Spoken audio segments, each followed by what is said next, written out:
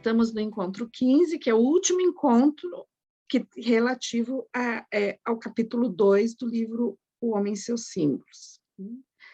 E o que a gente vai trabalhar hoje, né? A gente vai trabalhar os símbolos que têm a ver com a transcendência. Então, a gente vem vendo, ao longo dos nossos encontros, que o autor ele viu, né, procurou entender, compreender melhor os ritos iniciáticos, partindo lá do mito do herói, né? Não sei se vocês se lembram, lá no início, a gente viu o mito do herói, depois ele fez uma relação desse mito do herói também com o iniciado, com o arquétipo do iniciado, colocando que, na realidade, não é a mesma coisa, né? Que o herói, tradicionalmente, na nossa cultura, ele vem com essa coisa de um desafio um pouco externo, né? Um pouco de cumprir metas, de ir para fora, né? E que, na realidade, também, eu mesmo questiono um pouco isso, porque eu acho que a gente pode trabalhar o arquétipo do herói de uma forma iniciática, tá? Quando a gente vai fazer esse caminho, porque o caminho do herói é uma viagem, né? Uma viagem que ela inicia num lugar e volta para aquele lugar, né? Um caminho que é um Ouroboros, né? Uma serpente que morde a própria cauda. Então, ele pode ter a ver assim, com essa imagem heróica que a gente tem na nossa cultura, de um herói super forte que se distancia um pouco da sua humanidade, né? Passa a ser um super-herói, né? Mas também a gente pode ver o caminho do herói como um caminho muito interno, muito profundo, e daí a gente entra no iniciado, né? Um iniciado que, de certa forma, ele faz um caminho muito semelhante e que o herói pode conduzir ao iniciado. Então, hoje a gente vai ver, né, que o caminho que leva à iniciação, né, ele é um caminho que leva à convivência, né? Por que a gente busca a iniciação, né? E lembrando que a iniciação é um processo também de morte e renascimento, né? Quando a gente faz um processo, um rito iniciático, existe uma morte e um renascimento simbólico, né? Então, para que a gente faz isso? É para assumir uma nova condição dentro do ambiente onde a gente vive, que é um ambiente social, né? Onde existe a comunhão entre várias pessoas que criam coisas juntas, é a cultura, né? É a polis, é a cidade, é também as pequenas comunidades, os grupos dos quais a gente participa. Então, o ritual iniciático, ele nos tira, né? Existe uma morte de um papel que a gente vive naquela estrutura social, e uma recolocação, né? Então, o ritual ele serve para levar essa recolocação. Mas aqui nessa parte do capítulo, a gente já vai ver, né, que essa colocação social, o que significa essa colocação social, né? Então, de certa forma, existem dois caminhos distintos. Um é de liberação, né? Um é onde eu transcendo aquelas limitações, né, que eu sentia, que não me deixavam me expressar, e eu transcendo, né? E essa transcendência me leva a me colocar de uma outra forma dentro do grupo onde eu vivo, né? Da sociedade onde eu vivo. Mas também o ritual iniciático, ele pode ter um caminho completamente inverso a esse, né?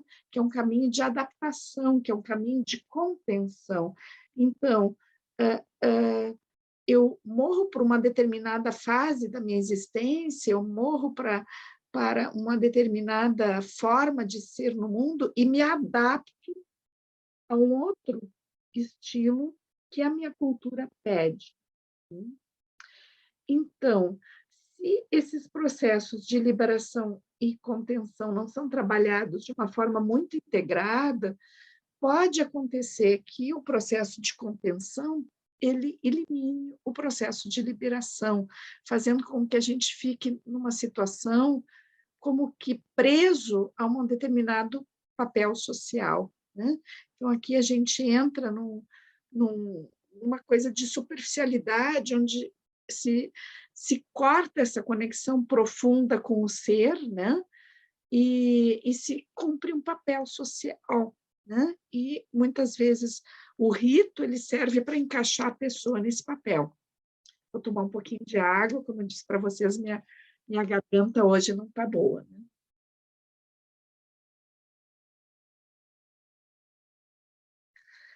Então,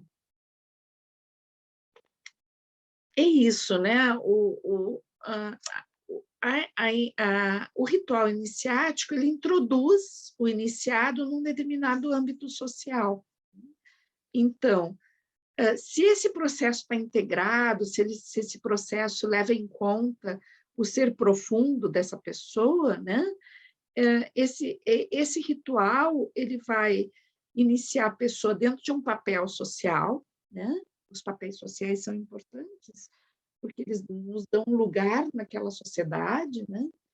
Mas esse papel social não vai cercear o ser, né? E se não é levado em conta esse aspecto transcendente do ser, né? Então ele acaba sendo cerceante, né? Então acaba provocando um distanciamento desse ser na relação social, né? Ele distancia não dos outros, mas ele distancia de si mesmo para poder se socializar, né? E é interessante, por exemplo, o livro da Clarissa Pinkola Estes, quando ela vai falar do resgate do selvagem, né, das mulheres que correm com os lobos, e que é um livro dedicado ao feminino, mas eu acho que os homens aprendem muito também com esse livro, porque, na realidade, ele está falando desse aspecto selvagem que a gente perde, né, que a gente se distancia, por imposições sociais. Então, aqui a gente está falando mais ou menos da mesma coisa, né? O quanto, quando existe um cerceamento, uma adaptação, um excesso de adaptação, é como se a pessoa perdesse uma conexão com algo muito primário, muito profundo, muito ancestral.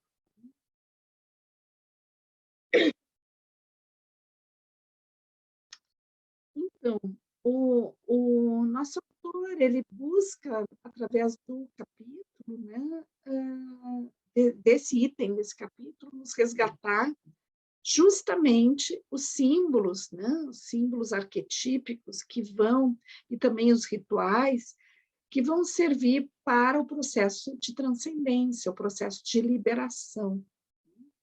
Então, esses símbolos, eles têm no seu conteúdo justamente esse processo de reconexão, o processo da liberdade de expressão, né? De uma expressão que vem de dentro, uma expressão profunda. Mais um pouquinho de água.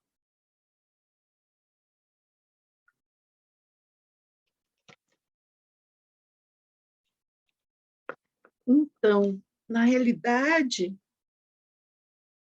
essa função, né, da transcendência é uma função da nossa própria psique, né? Então,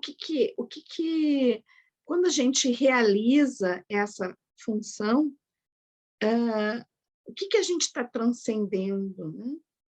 Na realidade, isso é muito importante a gente entender. Transcender quer dizer ir além do que eu estou, né? Além de mim mesmo, além do meu corpo, existe muita dissociação aí, né? Muitas teorias que trazem uma dissociação como se o corpo fosse uma caixinha, uma máquina, né? Um, um, uma roupagem onde a gente habita por um tempo, né? E depois se vai para outra dimensão. E não é sobre essa transcendência que a gente está falando, né? Não é isso que se busca transcender aqui. Se busca transcender ao ego, né? A essa estrutura psíquica que nos leva a nos colocar no mundo, né? Com papéis definidos e com uma tendência a nos identificarmos a esses papéis. E que as funções do ego são super importantes para a gente estar em conexão com o mundo, né? Graças ao ego, a gente vai fazer essa relação com o mundo externo. Mas, às vezes, o ego se infla, né? E ele acha que é a totalidade daquele ser, então perde a conexão com esse ser profundo, que dentro da teoria junguiana a gente vai chamar de self, que é o si mesmo, né? Então, quando se realiza a função transcendente da psique, a gente vai retomar, reconectar com o self, né? Então, uma superação é um ir além, é um transcender as limitações do ego. E daí, então, durante o capítulo, essa parte do capítulo, né, ele vai ver alguns símbolos e alguns ritos que têm a ver com isso. Então, o primeiro símbolo que ele vai trazer sobre a função transcendente, né, é o xamã. O xamã que ele é capaz de entrar em contato, né, com estados alterados de consciência. Então, ele é capaz de ampliar a sua percepção das coisas. E essa ampliação, que é o estado de transe, né? Essa ampliação do estado de consciência leva ele a fazer uma conexão com a grandiosidade da existência. Então, ele é capaz de fazer essa conexão entre ele e a totalidade cósmica. E se perceber dentro de um contexto muito mais amplo do que aquela percepção cotidiana e limitada.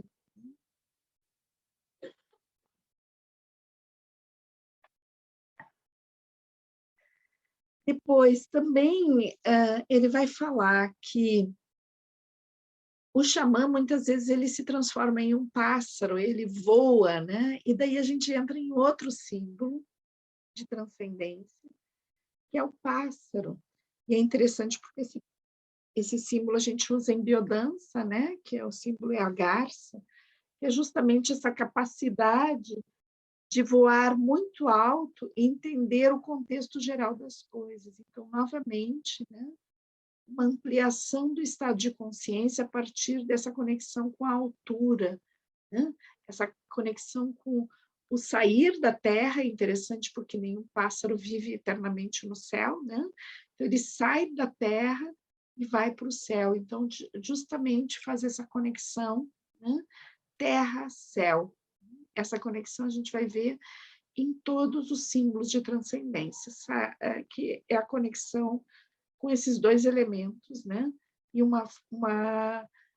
caminho ascendente. Então, o peregrino é outro, né? É outro arquétipo de transcendência. Então, o peregrino é aquela pessoa que caminha, né? Caminha e caminha a sua existência, e a partir do caminho da sua existência, né? O esforço do caminho da existência, ele transcende a percepção do próprio caminho. Então, ele consegue transcender, a partir da experiência da peregrinagem, que é uma experiência de caminhar, né? Ele consegue transcender a própria percepção daquele caminho, entrando em estados alterados de consciência. Depois, ele fala também de momentos, né? Momentos da existência em que existe naturalmente esse estado de transcendência, né? E que a pessoa às vezes não se dá conta de que ela está vivendo estado de transcendência, mas está, né? Então, ele coloca que isso acontece desde o início da vida, nos primeiros passos, como quando um nenê começa a caminhar, né? Ele está num processo de transcendência, ele está ampliando, né, a sua visão de mundo. Se a gente entender o mundo como um bebê vê, né? Bebê recém-nascido, que ele está com o peitinho colado no chão, e ele começa a elevar a cabeça e olhar, ele está num processo de transcender um primeiro estágio, né? Daí, de repente, ele sente que os bracinhos e as pernas, ele vai experimentando, e daí ele aprende a gatinhar, né? E aí depois ele aprende a sentar, e tudo é uma evolução de visão de mundo, né? É uma ampliação da visão de mundo, cada um desses estágios.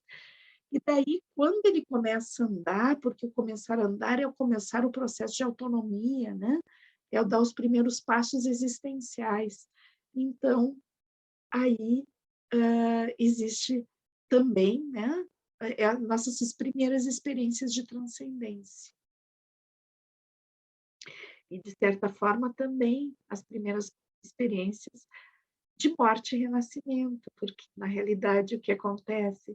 A gente deixa aquela fase anterior, né, de tanta dependência, para começar, né, iniciar na estrada da autonomia, que ainda vai ter muito caminho pela frente, né? Mas ela inicia nesse primeiro passo. Toda a estrada inicia no primeiro passo. Daí depois ele vai colocar também que existe na meia-idade outro processo, né? De transcendência, que ele caracterizou mais pela... Ele disse, eu encontrei isso mais nas pessoas de meia-idade, né? Daquela crise que algumas pessoas passam, né? De perceber assim que o estilo de vida não está servindo, né? E, então, que eu tenho que mudar a forma de viver, né? Então, ele coloca assim que algumas pessoas percebem que não podem mais viver numa cidade, né? E que tem que ir para o campo, né? Tem que viver mais isolados, mais junto à natureza. Então, a pessoa, naquele momento, ela rompe com aquilo que ela vive, com aquele estilo de vida anterior, e vai para uma coisa desconhecida e nova, né?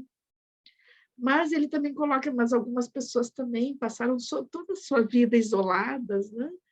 E elas decidem que tem que ir para a cidade, e que elas têm que ter uma vida mais agitada, mais né? em contato com as pessoas. Então, é um momento onde aquela forma que a pessoa viveu durante quase toda a sua vida, ela se dá conta que aquilo não serve mais e ela tem que mudar, né? E aí ele associa também a essa função transcendente. E é interessante que ele diz também assim que algumas pessoas passam toda a vida viajando, daí elas se dão conta que elas querem ficar paradas, né? Querem se estabilizar em um lugar e estar tranquilas.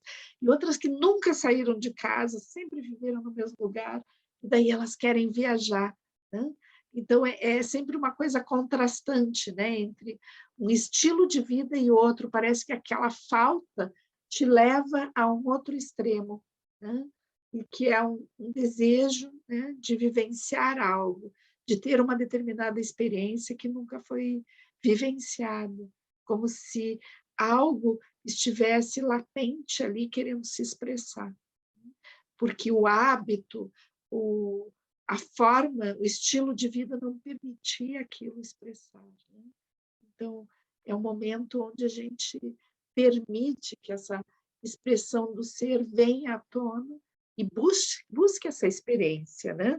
Não significa que a pessoa vai permanecer naquela experiência, mas é o momento onde ela busca romper com aquele estilo de vida antigo e buscar vivenciar novas experiências de vida. Também é um retorno ao primitivo, ao mais simples, ao mais básico, né? Então, algumas pessoas vivem essa função transcendente, né? Como algo de contato com uma manifestação menos sofisticada, né? Menos elaborada, com aquilo que tem a ver com a simplicidade da origem das coisas, com a primeira, com, com algo que não tem uma forma ainda, né? Então, por exemplo, esse retorno ao primitivo não é aprender a esculpir a argila, é o contato com a argila. Depois eu vou pensar em esculpir, né? É o contato com a argila como potência, né? Então, é experienciar a argila. Então, a gente vive isso na biodança da seguinte forma: é o contato com a dança, com o movimento, não interessa a forma, né? Não interessa que seja performático, que seja bonito, não, interessa eu entrar em contato com a dança, com essa força expressiva do meu movimento corporal, né? E, então, esses são os retornos ao primitivo, retornos ao início das coisas, né? Porque, às vezes, o que a gente acontece dentro da nossa cultura, né? E daí dentro daquela questão da contenção, do cerceamento, né? Quando fica dissociado, né? Quando a forma, o formato se dissocia da origem, né? Então, a gente vai ver pessoas muito preocupadas com a forma, né? Com a forma, com a beleza, com a apresentação para o mundo, mas desconectadas do conteúdo. Então, o retorno ao primitivo é o retorno à origem, é o retorno ao conteúdo, né? A um conteúdo denso, não elaborado. Mas é importante a gente entrar em contato com esse conteúdo denso e não elaborado, porque daí é a fonte, esta é a fonte da criatividade, né? E essa fonte da criatividade, ela não é a fonte de algo que eu vou criar para ter um resultado, é a fonte da criatividade existencial, de eu criando a mim mesmo. Então, a árvore também é vista em várias culturas, né, como uma representação dessa função transcendente. Por quê? Porque a árvore, ela faz justamente essa conexão que eu estava falando, que a gente pôde ver em outros outros símbolos, né, como o xamã, como o pássaro, né, que é essa conexão entre a terra e o céu. Então, a árvore que é capaz de colocar raízes muito profundas e, a partir dessas raízes, se estender para o céu como asas, né? Então, ter raízes e asas, né? Essa é a transcendência, né? É a capacidade de se manter conectado, teluricamente conectado, mas se estender até o céu, até o cosmos, né? É ter terra e ter cosmos, ter fertilidade e ter imaginação. Então, também a serpente é um símbolo de transcendência, né? Então, porque a serpente, ela se enrola nos galhos da árvore e acende, tá? Esse é o primeiro motivo. A serpente troca de pele, ela morre e renasce simbolicamente, né? E a serpente, algumas espécies de serpente, elas têm veneno, e esse veneno representa justamente esse processo cíclico da vida, né? Esse processo também de alteração de estados. Então, a serpente, ela tem vários estados que podem chegar nessa questão da transcendência. Então, esse veneno que ele pode ser mortal, mas ele também pode ser medicamento, né? Então, tudo isso dentro do símbolo da serpente. E daí, então, a gente vai ver também alguns personagens, né, como Hermes, como Exu, que são esses deuses da encruzilhada, né? que são os mensageiros. Então, vamos pegar Hermes, que é o mensageiro que está aqui representado, né? Que é um deus grego, que também tem a ver com Thoth, né? Dos egípcios. Na realidade, Hermes nasce de Thoth, né? É a representação grega de Thoth. Ele tem essas asinhas, né? Que tem a ver com essa conexão, então, entre a terra e o céu. E Hermes é capaz de entrar nas profundezas de Hades e ir até o alto do Olimpo. É o único Deus que consegue fazer essa conexão, né? Essa conexão entre os mundos. Então, ele tem essa função transcendente muito potente, Hermes. Né? E todos os deuses mensageiros, né? Todos os deuses mensageiros, todos os deuses da encruzilhada, que tem também essa capacidade, né, de brincar, de malandragem, né, o comércio, tudo isso tem a ver com essa função transcendente. E daí a gente tem o caduceu de Hermes, né, que é esse objeto, né, que é como uma haste, que tem duas asinhas, né, e essas duas serpentes que se enrolam, né, e que tem, daí então a gente aqui vê esse símbolo que é um símbolo completo, né, de ascendência, é um símbolo de fertilidade, onde as serpentes elas têm uma característica também sensual que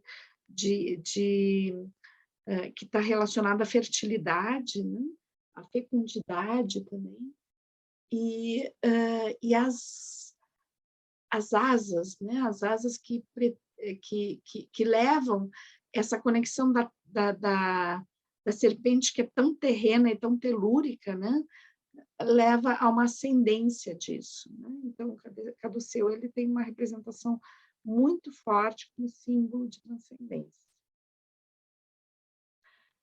Depois a gente tem os desafios iniciáticos, né, que são presentes em várias culturas e que depende do desafio iniciático, ele pode, inclusive, ter muito sofrimento nele, né?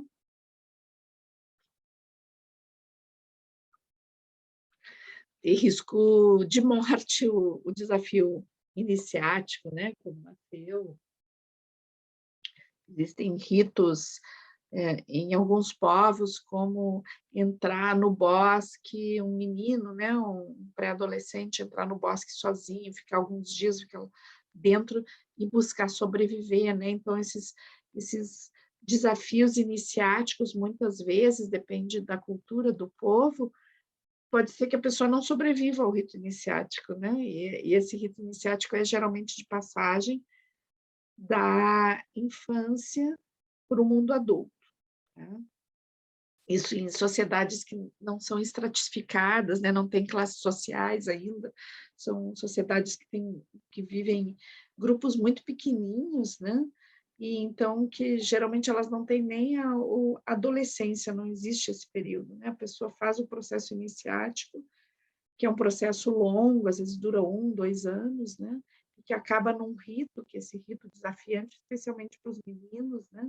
É muito comum um rito desafiante, onde ele tem que entrar numa situação de perigo, e que se ele volta, ele está iniciado. Se ele não volta, era porque não tinha essa capacidade de enfrentar, né? Então, isso visto dentro dessas culturas que são bem... fazem parte da nossa ancestralidade mais antiga, né? Mas que ainda estão presentes aqui em algumas culturas, né? De forma bem evidente, outras não tão evidente, né? Ou às vezes o rito um pouco transformado para não ser tão drástico, né? Mas a gente ainda vai ver, mesmo atualmente, ritos iniciáticos bem duros às vezes. Né? E dentro das nossas transformações sociais, né? Dentro da nossa sociedade que é tão desconectada e violenta, às vezes o rito iniciático, porque o rito iniciático, quando ele tem integridade, beleza e transcendência, né, ele significa isso, morte e renascimento, morte da infância, início da vida adulta, né? e ele marca essa passagem. E é uma honra, né? O iniciado ele tem a honra de fazer essa passagem. Mas dentro da nossa cultura, que distorce tanto as coisas, né? O ritual iniciático, muitas vezes, ele tem um efeito oposto, né? Ele não é um efeito de liberação, não é um efeito de reforço de identidade, mas é um aprendizado, né? De se submeter a um grupo, né? Então, isso acontece em, em rituais, em organizações que têm a ver com submissão, né? Com humilhação. Então, mesmo rituais informais, como o laceio para a entrada na, numa universidade, né? Onde o calouro ele é submetido a várias humilhações e tudo. Isso é uma forma negativa, né? Ou mesmo no exército, às vezes também tem uma coisa de humilhação, né? E que às vezes até no exército a gente já viu coisas como a pessoa, claro que não estou falando aqui de um padrão do exército, mas assim de algumas características que acontecem às vezes que a gente ouve notícias, né? De pessoas que acabam, inclusive, perdendo a vida diante de rituais que são absurdos, né? Porque servem tanto à humilhação, tanto ao massacre, ao sadismo de alguém que está aplicando aquilo, né? E que não tem um sentido de transcendência, né? Então, os desafios iniciáticos, eles têm esse sentido de que a pessoa passe pelo desafio e se sinta honrada de ter passado por aquele desafio e sinta que ela é recebida pelo grupo, né? Como alguém que faz parte daquele grupo, que tem importância dentro do grupo, e não alguém que se submete às regras do grupo como uma seita, digamos. Né? E depois ele coloca que existem novos símbolos de transcendência, né, a partir da tecnologia. Bom, ele escreve esse livro dos anos 60, então algumas tecnologias não existiam, mas assim, a gente já, né, já tinha, não tão sofisticado, mas eu acho que o livro foi escrito antes, foi em 69, né, que pela primeira vez o ser humano pisou na Lua, então foi antes desse fenômeno, mas de que todo esse universo de aviões, naves, foguetes, etc., tem um simbolismo de transcendência também, né? Um simbolismo de ascensão. E eu acho que quando a gente viu o capítulo lá, quem participou ou quiser resgatar o capítulo do Psicologia Alquímica, onde o James Hillman vai falar do ar, né? Ele fala muito dessa função transcendente a partir dessa elevação, né, das criações humanas. Ele vai falar do balão a gás, né? Mas a gente vê aqui as naves, os foguetes e tudo mais, como elementos que vão ter simbolicamente isso, né? Essa característica. E eu acho que, inclusive, assim, para a gente poder refletir um pouco esse momento histórico, né? Quando as pessoas começam a gente aparece tanto na mídia essa questão do turismo espacial, né? O que significa isso?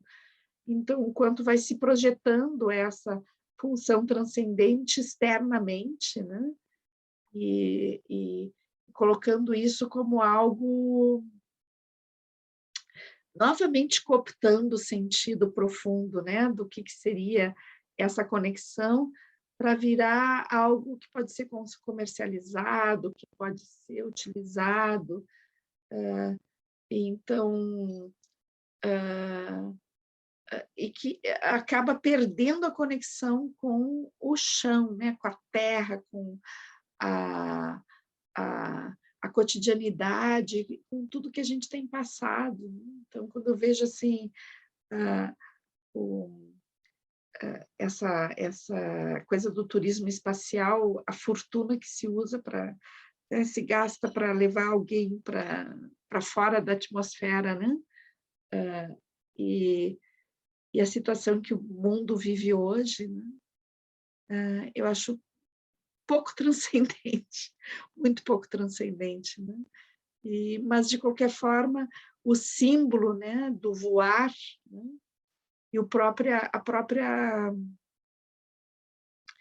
tecnologia que nos levou a voar, ela tem a ver com essa transcendência, porque o grande sonho humano, por quase toda a história da humanidade, era o voo, né, que representava justamente essa capacidade de transcender as limitações, né, de ser um ser humano. Então, a gente chega aqui com essa capacidade de transcender isso, mas é interessante que a gente transcende essa limitação, não transcendendo o ego, e daí fica difícil. Fica difícil. Outro golinho de água.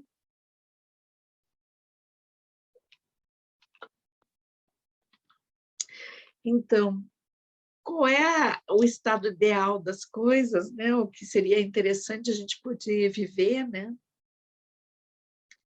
Uma união entre a contenção e a liberação. A contenção como eu me senti parte da comunidade onde eu vivo, né? Mas eu me senti parte sendo eu mesma, né? Então, essa capacidade de fluir, né, na presença e na integridade do meu ser que se manifesta no mundo. Então, isso é uma estrada que tem essas duas participações, né? Porque, ao mesmo tempo, é uma construção social, de a gente poder